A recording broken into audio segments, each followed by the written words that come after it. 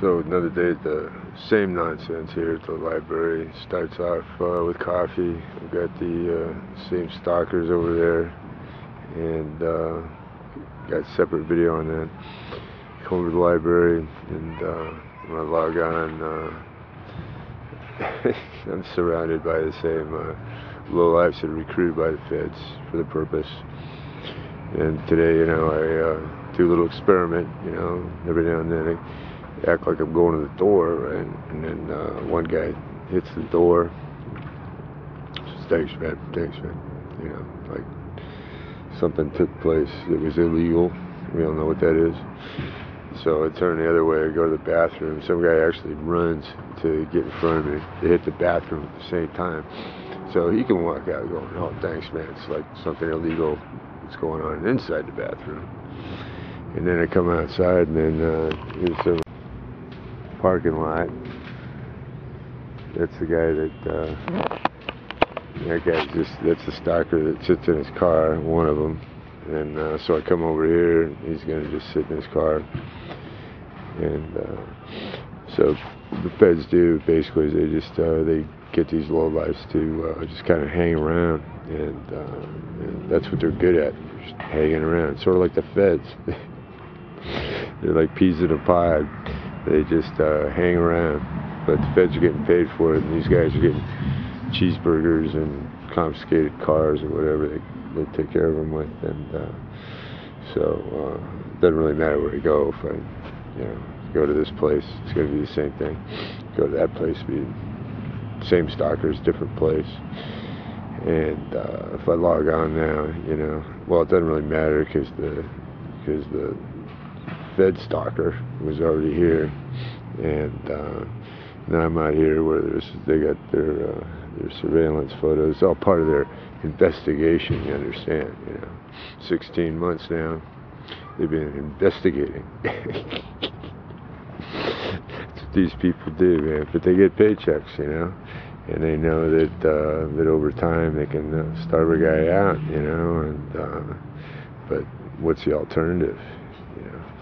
That's why law enforcement, when they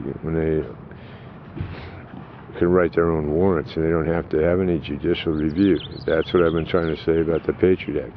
There is no judicial review in any of this. It's all in the street. It's all dealing with guys that get in jail or institutions. They're the king of the streets. They can do whatever they want out here. But every time I'm about ready to go see a judge, they find a way to prevent that from happening. That's not what they want. That's how cheeseball these guys are. Because out here, this is what, you got guys like this, and tell them to sit in his car all day. Give them what, really, these guys that they recruit for the purpose, they're cheap. They're even not quite as cheap as feds that lie, because lies are even cheaper than paying these guys off. But what are you going to pay this guy? You give him this piece of shit car here, come over and annoy me, or try to irritate, provoke, threaten, whatever. They got as many of these clowns as they want to get, because it's pretty obvious what they're getting. So we'll just keep documenting this, how these guys are operating outside the law. Like I said, 360 days with the FISA court, way past that. So we're not talking about any court proceedings here. We're talking about what big-time law enforcement can do with unlimited resources that you, the taxpayers, are giving them to do this sort of thing. And this got nothing to do with enforcing any laws.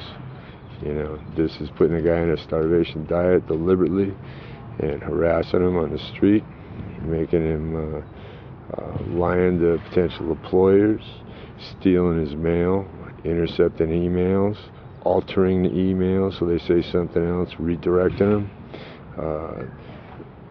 routing calls outside of the U.S. so it's out of jurisdiction, and they don't have to be accountable for that. And that's what it is. That's the whole thing in a nutshell. They're not accountable to anybody under the provisions of the Patriot Act, and only themselves, and they got the resources to spend to conceal their own tactics, their illegal acts, criminal acts, malfeasance, theft, and intimidation, and attempts at malicious prosecution.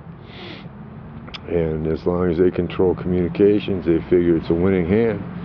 And so it's not an investigation, it's a strategy. And that's what I've been saying all along. After 16 months, we've passed way past the point of investigating anything. You know, what are they going to investigate? That I went to the library and got on the internet and applied for jobs. You know, I went to a coffee place.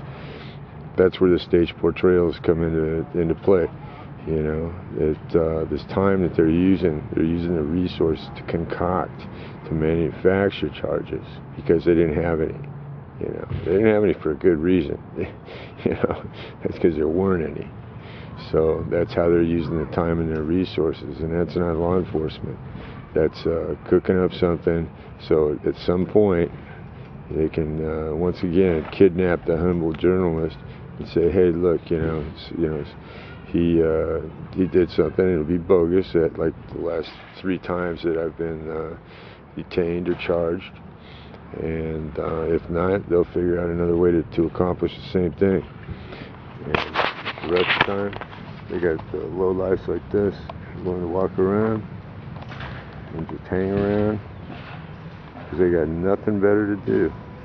See, these guys got nothing better to do but to hang around, and just like that guy was just sitting there, walks away, you know, puts his hand in his pocket, thanks man, you know, like I was doing something illegal here while I was taping this thing.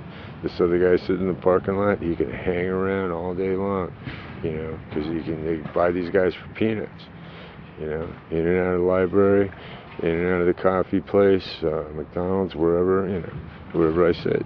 That's your big-time law enforcement, protecting America from substitute teachers. And it's too bad too, you know. The kid got in some trouble, you know, and playing along with these clowns is just an easy way out for him. You know, they even give him a piece of shit car they confiscated from somebody, you know. It helps him keep some money off the books. They can get, like this morning, they can get the gardener to come along with the trimmer, you know, and buzz me over there, make it difficult. And that's, like I say, it's a long way from what most people think is of law enforcement. You know, these guys are out there, yeah, protecting us from the bad guys. You know, it's a thankless job. Well, it is, but this, in my case, this is how they're spending their time and their resources. You know, it's for clowns like this to be their proxies, do the dirty work that they don't want to do, which is just say, hey, look, this guy broke a law, we're going to make an arrest, we're going to charge him, we're going to put him before a court of law and proceed. You know, nothing like that. That's not what's going on here. And so I'll just keep documenting what's going on around me, because I've done nothing illegal, and the chances of me doing anything illegal under these circumstances, especially with all this surveillance that I know is around me, orchestrated and purposeful, you know, I mean, that's what they want me to do something illegal. So ain't gonna happen, you know. And maybe that's what's driving them nuts, you know, is I haven't taken a swing at one of these guys.